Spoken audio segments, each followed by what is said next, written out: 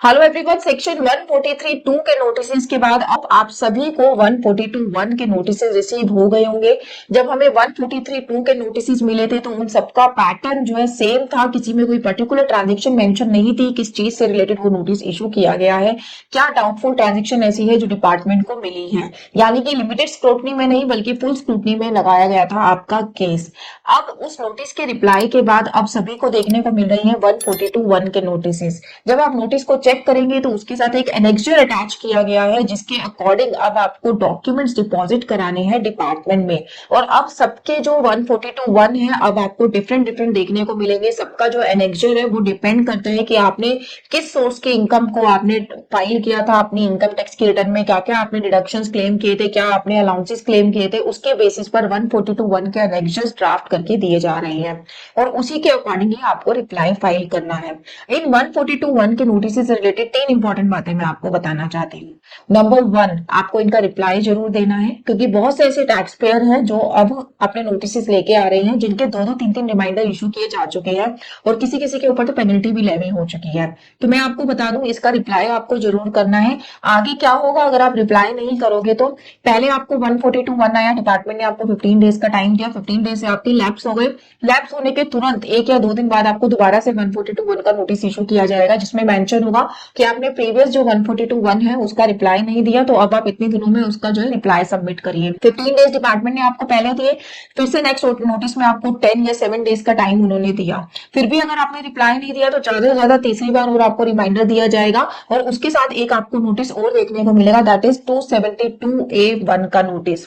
उसमें आपको पेनल्टी लगाई जाएगी 10,000 रुपीज की क्योंकि आपने 142(1) के नोटिस का रिप्लाई नहीं दिया है। और इसी के साथ साथ विद इन 30 डेज आपको बेस्ट जजमेंट असेसमेंट का अपना ऑर्डर देखने को मिल सकता है जिसमें डिपार्टमेंट के पास जो इन्फॉर्मेशन अवेलेबल है उसके बेसिस पर डिपार्टमेंट असेसमेंट ऑर्डर पास कर देगा क्योंकि आपने तो डिपार्टमेंट को कुछ डिपॉजिट ही नहीं कराया। अगर आप उसका रिप्लाई देते तो डिपार्टमेंट आपने जो रिप्लाई डिपॉजिट कराया है उसके अकॉर्डिंग अपना असेसमेंट करता, बट क्योंकि हमने कोई डॉक्यूमेंट डिपार्टमेंट को नहीं दिया तो डिपार्टमेंट खुद से जो है आपका बेस्ट जजमेंट असेसमेंट करके आपकी जो भी लाइबिलिटी बनती है वो निकाल के आपको बेस्ट जजमेंट असेसमेंट का ऑर्डर पास कर देगा। फिर आपको पे करनी होगी लाइबिलिटी जितनी भी उस ऑर्डर में मेंशन की गई है उतनी। तो उस स्टेज पर प्लीज आप मत जाइए, अपने 142(1) का रिप्लाई जरूर दे दीजिए टाइमली रहते हुए। नंबर 2 बात जो मैं आपको इस चीज से रिलेटेड बताना चाहती हूँ वो है कि 142(1) का जो रिप्लाई है वो आपको बड़ी तसल्ली से बनाना है। जो भी उन्होंने डॉक्यूमेंट डिमांड करे हैं नेक्स्ट के अकॉर्डिंग एक एक डॉक्यूमेंट को आप अपने पैरामीटर पे चेक करिए, एक एक को निकालिए कि आपके पास प्रूफ है नहीं है तो उसमें क्या कमी है, आपको आगे देना चाहिए या नहीं देना चाहिए। उस स्टेज पर आप उसको जो है पूरा चेक करिए। अदरवाइज आपका रिप्लाई अगर यहाँ गलत हुआ तो जो डिडक्शन आपको मिलनी चाहिए थी वो भी डिपार्टमेंट डिसअलाउ कर सकता है। Number 3 and very important point, अब 142(1) आपका उस पर्टिकुलर डिडक्शन से लिमिट नहीं रह गया है जिस डिडक्शन को देखते हुए डिपार्टमेंट ने आपको ये नोटिस इशू किया था। जैसे कि डोनेशंस की एंट्री को देखते हुए ये नोटिस इशू किए गए थे। बहुत सारे ऐसे टैक्स पेयर है जिन्होंने पॉलिटिकल पार्टी को डोनेशन दी थी जिनको ये नोटिस इशू किए गए थे। लेकिन अब की स्टेज पे अगर आप सोच रहे हो कि आपकी तो बस एक वही प्रॉब्लमेटिक डिडक्शन है जो आपकी एड बैक हो सकती है और डिडक्शंस तो आपकी बिल्कुल जेन्युइन है या फिर उन डिडक्शंस के ऊपर डिपार्टमेंट क्वेश्चन नहीं कर सकता, तो यहां पर आप गलत सोच रहे हो। अब आपको जो ये 142(1) इशू किया गया है आप चेक करिएगा इसके एनेक्सचर में जो भी आपने अपनी इनकम टैक्स की रिटर्न में क्लेम किया हुआ है, चाहे वो आपके अलाउंसेस है, चाहे एटीसी है, चाहे एटीडी है, चाहे डोनेशंस है, चाहे आपकी पॉलिटिकल की डोनेशन है, चाहे आपका मेडिक्लेम है, पेरेंट्स का आपका मेडिकल एक्सपेंडिचर है, होम लोन है आपका, एवरीथिंग जो भी आपने अपनी रिटर्न में क्लेम किया है उन सबके आपसे डॉक्यूमेंट्स मांगे जा रहे हैं। तो अब आपका ये जो नोटिस है वो एक उस पर्टिकुलर डिडक्शन या उस पर्टिकुलर ट्रांजेक्शन पे लिमिट नहीं रह गया है। अब आपकी पूरी रिटर्न दोबारा से एग्जामिन की जाएगी, स्क्रूटनाइज की जाएगी, असेस की जाएगी कि क्या क्या आपने ठीक क्लेम किया है और कहां कहां पे आपकी जो क्लेम है वो गलत है। और अगर डिपार्टमेंट को लगता है कि आपके पास उनके प्रूफ नहीं है या फिर आपने प्रूफ गलत बना रखे हैं या फिर उस पर्टिकुलर प्रूफ के बेस पर आपको ये डिडक्शन नहीं मिलनी चाहिए थी, तो वो सब डिडक्शंस आपकी एड बैक होके आने वाली है ऑर्डर में और उन सबके ऊपर आपको टैक्स लायबिलिटी पे करनी है। कि आप जब इसका रिप्लाई ड्राफ्ट कर रही हैं तो बड़े सोच समझ के रिप्लाई ड्राफ्ट करिए। अगर आपके पास टाइम नहीं है अभी सारी इंफॉर्मेशन निकालने का, या फिर जिससे भी आप अपना केस करा रहे हैं, जस्ट बिकॉज सब लोग अपनी इनकम टैक्स की रिटर्न या ऑडिट्स में बिजी हैं, तो उसके पास भी अभी इतना टाइम नहीं है, तो आप एडजॉर्नमेंट ले लीजिए। एडजॉर्नमेंट का ऑप्शन आपको मिलेगा नोटिस के नीचे, जितने दिन चाहिए आपको उतने दिन की एडजॉर्नमेंट ले लीजिए। फिर उसके बाद तसल्ली से अपने रिप्लाई को बनाइए।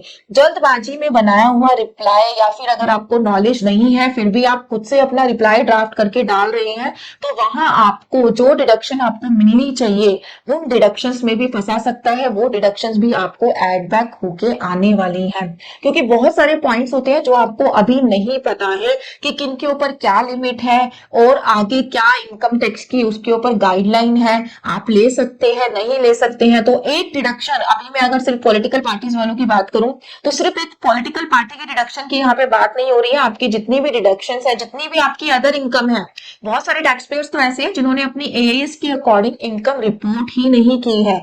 उनको लगता था हमें सैलरी आ रही है, सैलरी के अकॉर्डिंग हमने अपनी रिटर्न को फाइल कर लिया, उन्होंने अपना एआईएस चेक ही नहीं करा कि ड्यूरिंग द ईयर आपने म्यूचुअल फंड भी बेचे हैं, आप शेयर्स में भी डील करते हैं, आपका फिक्स डिपॉजिट का इंटरेस्ट भी है, या फिर आपकी कोई एलआईसी चल रही थी वो भी आपकी मैच्योर होकर आई है जिसके ऊपर आपको टैक्स पे करना है। तो इन सब चीजों के ऊपर ध्यान दिया ही नहीं गया। अब जब ये नोटिस आ रहे हैं तो सबसे पहला काम यही करिए कि अपना एआईएस निकालिए, अपनी उस टाइम की बैंक स्टेटमेंट निकालिए, चेक करिए कि आपके अकॉर्डिंग कौन सी ऐसी इनकम है जो आपने रिपोर्ट नहीं करी। रिप्लाई से पहले ये सारी चीजें आपको पता होना जरूरी है, या फिर जिससे भी आप अपना रिप्लाई ड्राफ्ट करा रहे हैं उनको सबसे पहला काम ही ये करना है कि ये चेक कर लो कि एसएससी ने रिटर्न जो फाइल करी थी वो सही फाइल करी थी या नहीं करी थी, सारी इनकम रिपोर्ट की भी थी या नहीं की थी। पता लगे केस तो सिलेक्ट हुआ था पॉलिटिकल पार्टी की वजह से, और केस जो एंड हो रहा है वो कुछ और डिडक्शंस को एड ऑन करके, कोई और इनकम आपकी अनडिस्क्लोज इनकम एड ऑन करके वहां पर जाकर आपका केस जो है क्लोज होने वाला है। आपको अपनी बैंक स्टेटमेंट चेक करनी है कि पूरे साल में कितना आपने कैश डिपॉजिट कराया या क्या आपने कैश विड्रॉ किया है, या कौन सी ऐसी बड़ी एंट्री है जो कहीं पे से आई या गई है। कोई ऐसी एंट्री तो नहीं है जो प्रॉब्लमेटिक है, क्योंकि आपसे ये बैंक स्टेटमेंट मांगी जा रही है 142(1) में। अगर आपसे अभी तक नहीं मांगी गई है तो मांगी जाएगी फ्यूचर के नोटिस में, क्योंकि यहीं पर ही आपका केस एंड नहीं होने वाला, आगे भी एक दो नोटिस आपको देखने को मिलेंगे, क्योंकि जो आप रिप्लाई डालेंगे उसका काउंटर जो इफेक्ट है वो डिपार्टमेंट से आपको देखने को मिलने वाला है। तो इस तरीके से आपको अपने सारे डॉक्यूमेंट्स चेक करने हैं, अपनी रिटर्न चेक करनी है। कि कई बार तो ऐसा होता है कि टैक्स पेयर ने प्रॉपर्टी सेल करी थी, क्योंकि वो प्रॉपर्टी जो है रजिस्टर्ड नहीं थी, रजिस्ट्री नहीं होनी थी, तो उसने उसको इनकम टैक्स की रिटर्न में रिपोर्ट ही नहीं करा, क्योंकि मेरे तो पक्के पेपर ही नहीं है, मैं उसको क्यों रिपोर्ट करूं। तो ऐसी गलती नहीं करनी है। प्रॉपर्टी के पैसे आपके अकाउंट में आए होंगे या फिर कोई और पैसे आपके अकाउंट में आए हैं, उन सबको ध्यान में रखते हुए आपको रिप्लाई को ड्राफ्ट करवाना है या फिर ड्राफ्ट करना है। अगर आपको नॉलेज नहीं है तो खुद से रिप्लाई ड्राफ्ट मत करिए, क्योंकि ये जो स्टेज है ये बड़ी क्रूशियल स्टेज है। यहाँ पे आपका रिप्लाई प्रॉपर जाना बहुत जरूरी है, क्योंकि इसी रिप्लाई पे डिपेंड करता है फ्यूचर में लगने वाली पेनल्टीज, उस पर भी इस रिप्लाई का बहुत इफेक्ट आने वाला है। तो चलिए एक नोटिस में आपसे डिस्कस कर लेती हूँ। ये एक नोटिस मैंने यहाँ पे खोल के रखा है, 142(1) का नोटिस है, वही एटीजीजीसी की रिडक्शन से रिलेटेड था, क्योंकि आज का 90% केसेस उसी से रिलेटेड है। ठीक है, इनको जो रिप्लाई देना था वो जुलाई एंड तक कर देना था, बट इन्होंने नहीं किया। फिर उसके बाद एक और डिपार्टमेंट ने नोटिस भेजा, उसका जो रिप्लाई था वो 15 अगस्त तक होना था, फिर भी वो रिप्लाई नहीं किया। फिर एक और इनको आया, लकीली एक और आया, यूजुअली 2 से ऊपर आती नहीं है, 272A की पेनल्टी लग के आई 10,000 रुपीज की। तब इन्होंने हमें अप्रोच किया, फिर हमने जो है इनका जो पेनल्टी है 142(1) है, इन सबके रिप्लाईज जो है सबमिट किए हैं। इनका एनेक्जर यहाँ पे अटैच होके आया था। इस एनेक्जर को कॉन्फिडेंशियलिटी के पर्पज से मैं आपको यहाँ नहीं दिखाती, मैंने इसको एक अलग से पीडीएफ क्रिएट करी है, वहां मैं आपसे डिस्कस करती हूँ। ये है इनका एनेक्जर। इस एनेक्जर में देखिए इनसे क्या क्या मांगा गया। प्रॉपर इनकी सैलरी की रिटर्न थी और कोई सोर्स ऑफ इनकम नहीं थी। ठीक है, एक तो इनसे मांगा गया फॉर्म 16। फॉर्म 16 क्यों मांगा गया? यहाँ डिपार्टमेंट चेक करना चाहता है कि आपने जो फॉर्म 16 के अकॉर्डिंग अपनी रिटर्न बनाई है, पूरी इनकम डिस्क्लोज करी है या नहीं करी है। फॉर्म 16 के अकॉर्डिंग क्या क्या अलाउंसेस, क्या क्या परक्यूजिट्स आपके एम्प्लॉयर ने आपको दिए थे, और क्या क्या आपने आगे जो है क्लेम किया है, कितना एचआरए एम्प्लॉयर ने दिया, कितना आपने क्लेम किया है। क्योंकि सैलरीड पर्सन के लिए फॉर्म 16 ही एक ऐसा डॉक्यूमेंट होता है जिससे डिपार्टमेंट क्रॉस चेक कर सकता है कि इसकी एक्चुअली सैलरी थी कितनी, क्या क्या पर्क्स और अलाउंसेस इसको मिलने वाले थे, क्या क्या डिडक्शन इसके एम्प्लॉयर ने अपनी तरफ से इसको दी थी, और इसने क्या क्लेम किया है रिटर्न में, उसको डिफरेंशिएट करने के लिए। तो सबसे पहले इन्होंने फॉर्म 16 मांग लिया क्लाइंट का। फॉर्म 16 के साथ साथ हमने यहाँ पे इनको सैलरी स्लिप भी दी क्लाइंट की, ताकि वो चेक कर सके कि जो अलाउंसेस क्लाइंट ने क्लेम करे हैं वो सही क्लेम करे हैं, क्योंकि फॉर्म 16 में आपके कहीं पर अलाउंसेस का बाइफिकेशन नहीं आता है कि कौन सा अलाउंस आपको कितना मिला है। और रिटर्न में जब हम रिटर्न बनाते हैं तो टैक्स प्लानिंग के चलते हुए जितना अलाउंस आपको मिलना चाहिए उतना हम वहां पे क्लेम भी करते हैं। तो हमने फॉर्म 16 के साथ इनकी सैलरी स्लिप भी दी है ताकि वो मैच कर पाए। सेकंड में उन्होंने उनसे मांगा कि अगर आपने एचआरए क्लेम किया है तो एचआरए के जो है आप दीजिए, रेंट एग्रीमेंट दीजिए, आपने पेमेंट कहाँ से करी है वो आप दीजिए, bank statement and computation of exemption. मान लीजिए आपको एचआरए तो सिर्फ 25,000 रुपीज मिल रहा था और आपने क्लेम कर लिया 50,000 रुपीज, तो यहाँ पर डिपार्टमेंट उनसे सब कुछ मांग रहा है कि आप अपने बैंक स्टेटमेंट भी दीजिए कि बैंक के थ्रू आपने पेमेंट करी है या नहीं करी, रेंट एग्रीमेंट भी प्रोवाइड करिए और कंप्यूटेशन भी करिए प्रोवाइड, वो वाली कंप्यूटेशन जिससे डिपार्टमेंट ये कैलकुलेट कर पाए कि कितना आप जो है रेंट एग्जाम्पशन क्लेम कर सकते थे। एक होता है ना, हमारी 3 कंडीशन होती है एचआरए को क्लेम करने की, विच एवर इज लोअर आप जो है क्लेम कर पाते हो, वो कंप्यूटेशन डिपार्टमेंट ने यहाँ पे उनसे मांगी। तो ये भी हमने बना के दी। यहाँ पर मैं एक पॉइंट आपसे डिस्कस करना चाहूंगी, एचआरए से रिलेटेड बहुत सारे ऐसे टैक्स पेयर जिनकी सैलरी है उन्होंने क्या किया, ड्यूरिंग द ईयर 6 लाख से ज्यादा का एचआरए क्लेम कर लिया। बट क्या आपको पता है कि अगर आप 6 लाख से ज्यादा किसी को रेंट दिखाते हो तो आपको भी उसका टीडीएस डिडक्ट करना होता है। ये पॉइंट यहाँ पे किसी को नहीं पता। अगर आप खुद से रिप्लाई को ड्राफ्ट कर रहे हो और आप अपना रेंट एग्रीमेंट भी दे रहे हो डिपार्टमेंट को कि मैंने तो इतना रेंट पे किया है या फिर इतना बैंक से मैंने इतनी पेमेंट दिखाई है तो मुझे इतना एचआरए मिलना चाहिए, बट यहाँ पे आपको क्या पता है कि इनकम टैक्स की आप इन कंप्लायंस कर रहे हो, आपको यहाँ पे टीडीएस डिडक्ट करना चाहिए था अपने लैंडलॉर्ड का, लेकिन आपने डिडक्ट नहीं किया। तो इन सब चीजों का आपको ध्यान देना है कि जो आप आगे दे रहे हो डॉक्यूमेंट, उन डॉक्यूमेंट्स को लेके आप श्योर हो, इनकम टैक्स के क्या रूल है उन सब चीजों से रिलेटेड वो आपको पहले ही चेक कर लेना है, नहीं तो यहाँ पे आप फंस सकते हो। पता चले आप एचआरए की एग्जाम्पशन लेना चाह रहे थे और किसी और ही एक्ट में आपको पकड़ लिया गया। थर्ड पॉइंट है रेलिवेंट बिल्स और receipt for exemption claim under section 1014। जो इन्होंने अलाउंसेस क्लेम किए थे ना, उनके भी डिपार्टमेंट ने सारे बिल और रिसीट मांगे कि आप बताइए कि आपने जो एग्जाम्पशन क्लेम करी है अलाउंसेस की, क्या आपने इनका एक्चुअली एक्सपेंडिचर किया है। जब आप किसी की इनकम टैक्स की रिटर्न करते हैं, अभी मेरे पास बहुत सारी आईटीआई यूआई फाइल करने के लिए, जिसमें हमने चेक करा तो पता लगा कि बहुत सारे अलाउंसेस ऐसे हैं जिन्होंने ऐसे ही बस क्लेम कर लिए, उनका कोई एक्सपेंडिचर नहीं था, वो क्लेम कर नहीं सकते थे, बट उन्होंने क्लेम कर रखे थे जस्ट बिकॉज कि उनका रिफंड ज्यादा से ज्यादा बने। तो डिपार्टमेंट ने इस एनेक्चर में वो भी मांगा है कि आपने जो अलाउंसेस क्लेम किए हैं उनके भी आप हमें प्रूफ दीजिए कि किस बेस पर आपने ये अलाउंसेस को क्लेम किया है। अगला है इनका लोन चल रहा था, लोन की भी इनसे जो है लोन स्टेटमेंट मांग ली गई कि आपका लोन चल रहा है, उसकी जो लोन के इंटरेस्ट की सर्टिफिकेट होता है वो भी आप मुझे प्रोवाइड करें। एक पॉइंट में डिपार्टमेंट ने मांगा बैंक अकाउंट का स्टेटमेंट एंड इंटरेस्ट सर्टिफिकेट। आपको इंटरेस्ट सर्टिफिकेट देना है और बैंक स्टेटमेंट देना है। बैंक स्टेटमेंट चेक करके दीजिएगा, नहीं तो अभी के पार्ट पर आप बैंक स्टेटमेंट मत दो। अगर आपकी बैंक स्टेटमेंट में प्रॉब्लम्स है, तो अगर आपको लगता है आपका कैश डिपॉजिट बहुत ज्यादा है और आपकी अदर सोर्स ऑफ इनकम तो है नहीं, तो वहां पर आप कहां से प्रूफ करोगे कि कैश कहां से आया, क्योंकि कहीं पे भी आपने रिटर्न में तो दिखाया नहीं कि इतनी आपकी अदर सोर्सेज की इनकम भी है। तो अगर ऐसा कुछ है तो बैंक स्टेटमेंट मत दीजिए अभी के स्टेज पर, और अपनी बैंक स्टेटमेंट अगर आप देने जा रहे हैं तो प्रॉपर चेक करके दीजिए। 6 पॉइंट है payment receipt and supporting document for deduction under section 80C, 80 CCD 1B, 80D, 80G। अब जितनी भी डिडक्शंस आपने क्लेम करी है उनके प्रूफ दे दीजिए। यहाँ पे जहां पे लोग गलती करते हैं, क्या क्या डिडक्शन क्लेम कर लेते हैं, एक डिडक्शन बहुत कॉमन देखने को मिल रही है उनके पेरेंट्स के मेडिकल एक्सपेंडिचर से रिलेटेड। बट आपको क्या पता है कि अगर आपके पेरेंट्स का मेडिक्लेम पहले से है तो उनका एक्सपेंडिचर, जो मेडिकल एक्सपेंडिचर है, वो आप क्लेम ही नहीं कर सकते। बट बहुत सारी आईटिया देखने को मिले जिनमें जो है उन्होंने ऐसे ही 50,000 रुपीज तक की मेडिकल एक्सपेंडिचर को क्लेम किया हुआ है। क्या आपके पास प्रूफ है कि आपने मेडिकल एक्सपेंडिचर एक्चुअली में किया है? तो अब आपको देने पड़ेंगे ये सारे प्रूफ। तो इन सब चीजों का ध्यान रखिएगा, इसमें एनेक्चर के अकॉर्डिंग ये सब आपको देना है। 7th पॉइंट में अब इन्होंने जो मेन इनका मुद्दा था वो उन्होंने पूछा 80GGC से रिलेटेड। उसके बारे में वो आपसे पूछ रहे हैं कि आप रजिस्ट्रेशन की डिटेल दीजिए, आपके पास रजिस्ट्रेशन सर्टिफिकेट होना चाहिए। 80GGC जिसको आपने डोनेशन दिया उनका डोनेशन रिसीट होनी चाहिए, बैंक स्टेटमेंट में वो एंट्री होनी चाहिए। इन्फॉर्मेशन रिगार्डिंग एनी मेंबरशिप और participation in the party activities. वो कह रहे हैं जब आपकी पार्टी जेन्युइन है, वो पार्टीज ने वोटिंग में भी पार्टिसिपेट किया होगा या फिर कोई और सोशल एक्टिविटी में वो पार्टी इन्वॉल्व होगी, तो आप बताइए कि क्या आपके उसमें कोई मेंबरशिप है या फिर उस एक्टिविटी में आपने किसी तरीके से पार्टिसिपेशन किया था या नहीं किया था।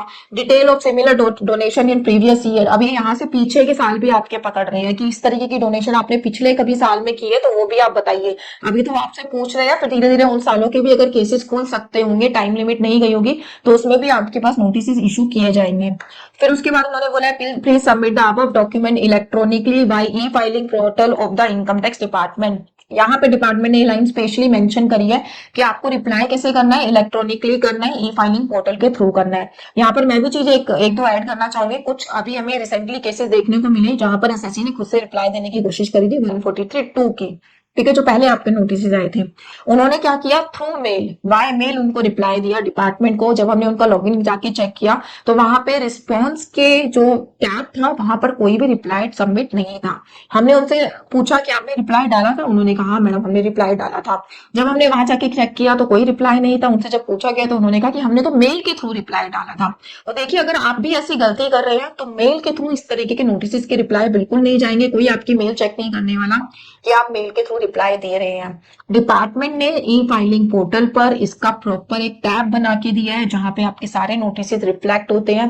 वहां पर जब आप जाएंगे, रिस्पॉन्स का टैब होता है, आपको पर्टिकुलर नोटिस सिलेक्ट करना है, उसके आगे रिस्पॉन्स का टैब होगा, वहां जाके क्लिक करके आपको अपना रिप्लाई सबमिट करना है। वहां अटैचमेंट्स भी होती हैं, अटैचमेंट्स को क्लिक करना है कि कितनी नंबर ऑफ अटैचमेंट्स है, उसके अकॉर्डिंग आपको अपनी अटैचमेंट्स जो है वहां पे अटैच करनी है। ये तो अभी जो एक हफ्ता पहले मेरे पास नोटिस आया था, ये उसके जो है स्क्रीनशॉट है। एक नोटिस और मुझे रिसेंटली आया, उसमें डिपार्टमेंट ने और अच्छे से क्लैरिफाई किए हैं 2 पॉइंट्स, वो भी मैं आपको दिखा देती हूँ। ये देखिए, नोटिस आपको दिख रहा होगा, नोटिस के लास्ट में नोट में डिपार्टमेंट ने 2 पॉइंट्स डाले हैं। ये मेरे किसी नोटिस में मुझे देखने को नहीं मिले, यहाँ मुझे मिला। Please inform whether any writ petition or any other petition has been filed before Honorable High Court or any other court for the year under consideration now. If yes, please furnish the copy of such petition and other direction of Honorable Court, High Court or such court if any. यहाँ पे department आपसे पूछ रहा है। जब आप department को reply नहीं देते ना, डिपार्टमेंट को भी लगता है कि हाँ कुछ तो एसएससी ने एक्शन लिया होगा, इसलिए एसएससी हमारे जो नोटिस है उनका रिप्लाई नहीं दे रहा है। तो यहाँ पे उनको बोला फर्स्ट पॉइंट में कि अगर आपने कोई रिट पिटीशन लगा रखी है तो उसकी कॉपी आप यहाँ पे अपलोड कर दो, सो दैट डिपार्टमेंट की जो प्रोसीडिंग्स है वो वहीं पर ही फॉर द टाइम बिंग वो होल्ड कर दे, क्योंकि आपने ऑलरेडी अपना केस रिट पिटीशन के लिए लगाया हुआ है। सेकंड पॉइंट में इन्होंने फिर से क्लैरिफाई किया, the reply must be complete as per the notice. If annexures are enclose then their reference page number must be covering letter. ये कह रहे हैं जो आप रिप्लाई बनाएंगे ना और जो आप अटैचमेंट नीचे लिखेंगे कि ये हम चीजें अटैच कर रहे हैं, आपको रिप्लाई के पॉइंट वाइज भी वहां पे मेंशन करना है कि कौन सी अटैचमेंट इस पॉइंट के लिए आपने यहाँ पे लगाई है, ताकि एक क्लैरिटी रहे डिपार्टमेंट को कि इन्होंने पॉइंट नंबर 1 में एटीसी के प्रूफ लगाए हैं तो उसका आगे अटैचमेंट नंबर आपने 1 लिखा है, तो अटैचमेंट नंबर 1 में डिपार्टमेंट को वो अटैचमेंट मिल जाए, ताकि मिक्स ना हो कि किसका प्रूफ क्या है। क्योंकि अब इस स्टेज पर आप बहुत सारे डिडक्शंस के प्रूफ उनको देने वाले हैं, तो क्लैरिटी रखने के लिए डिपार्टमेंट ने स्पेशली नोटिस में मेंशन किया है कि आप अपना जो रिटर्न सबमिशन दे रहे हैं उसमें पॉइंट वाइज रिप्लाई के साथ आप आगे ये भी मेंशन कर दीजिए कि किस रिप्लाई का जो अटैचमेंट है वो कौन सा नंबर है। Further, all the documentary evidence should be in English language only and not in regional language. English में होने चाहिए, और जो आप ये रिप्लाई करोगे ये ऑनलाइन रिप्लाई करोगे, ई फाइलिंग की टैब में जाके करोगे। तो इस तरीके के नोट भी आजकल मुझे नोटिस पे देखने को मिल रहे हैं। इसका मतलब ये है कि कहीं ना कहीं डिपार्टमेंट को प्रॉब्लम फेस हो रही है जो हम रिप्लाई सबमिट कर रहे हैं उनको पढ़ने में, उनको समझने में, इसलिए अब उन्होंने नोटिस के साथ साथ ये लाइन्स ऐड करके देना शुरू कर दिया है। क्योंकि स्टार्टिंग में जो नोटिस आए वहां मुझे ये लाइन्स नहीं मिली, लेकिन अब जो रिसेंट 2-3 नोटिस मेरे पास आए हैं उसमें ये लाइंस जो है मेंशन है। Thank you so much. I hope आपको ये वीडियो समझ में आई होगी। अगर कोई आपको क्वेरी है तो नीचे कमेंट सेक्शन में डाल के आप मुझसे पूछ सकते हो। इससे रिलेटेड अगर हमारी सर्विसेज अवेल करनी है तो गिवन नंबर पे हमसे कनेक्ट कर सकते हैं। Thank you so much.